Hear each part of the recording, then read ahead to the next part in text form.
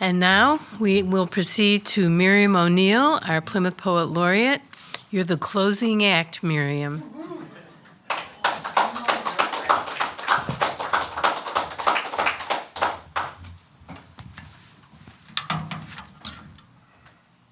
Hey, folks. We've been around the world in these poems. It's been really wonderful. And I thank all the voices because we need the voices. We need the voices of resistance. We need the voices of love. We need the humor. We need the memory. We need it all. I was trying to figure out where do I go with all this, and I just have a couple of poems that I'd like to share with you. There's a generational thing that happens.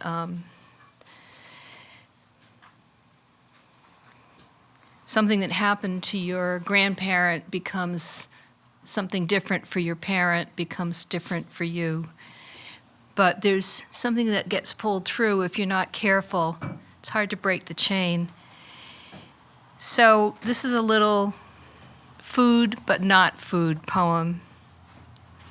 I can taste the floral notes in thyme and oregano, the bottom note of licorice in fresh ground pepper. The narrow iron bar of my mother's loss in my mouth, yanked tight by her dead father's reins. And I am struggling to find my courage in what we're facing. I didn't know I was so much of a coward, but I'm trying. This is called Stamped, and it's dedicated to Anne E. Pluto and Gloria Mindick, who are two poets of witness who give me hope that I will find my own courage. A friend writes a poem about buka, humanity, inhumanity, butchery. Another writes of blood-soaked dresses and Franco's brutal reign. They lay down words for inconsolable hearts. I am the woman who cannot speak of the violence without fear. Stamped with silence, I am the patriarchy's dream, that each woman's voice will ravel into a wax knot, to be melted and rocked to and fro, a closed fist sealing the envelope of compliance. But I keep following my sister's lines, that red thread through this forest, hoping to find my way to my own rage.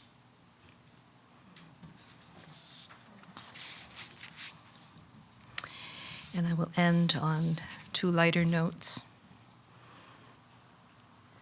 This poem was published in the Galway Review, and it's a poem after the style of the poet Brendan Kennelly's poem Begin.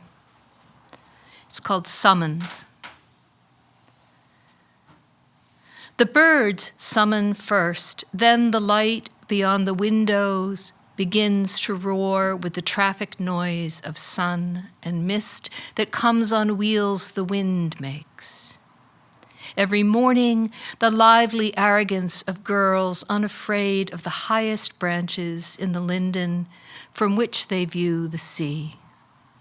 The métier of babies waking with unspeakable ideas, the way we linger with the beloved who appeared in dreams. Begin with the owls who know the night is ending and call each other to sleep. Gizzards packed with cracked bones, they cull the last slash of deep night. Their sleep the relief of each oak-leafed whiskered vole who loosens its hold on the damp earth. Another iron dawn appearing, horizon a torn red seam, each star's stitch slipped from the bluing field. End the search for the mother drenched in forgiveness, the father who celebrates his children's wings. Let morning gavel in the oath of one more day. Witness one more happiness insisting on its say. And I'm going to end with this poem. It's called The Arrangement.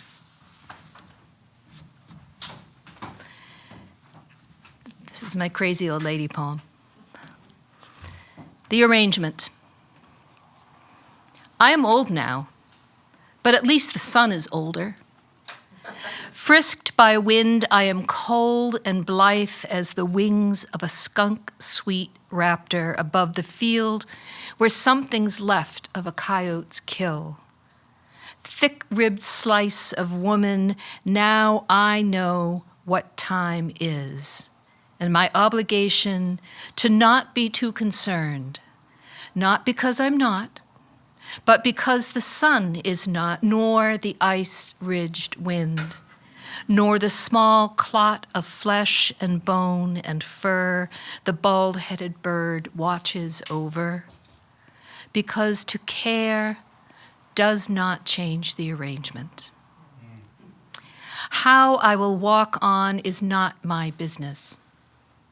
How to stay, a lesson the old sun repeats each morning, like a woman in her dotage, day after day, who greets the robins, saying, "Hello, birds," grinning, even as the robins fly away.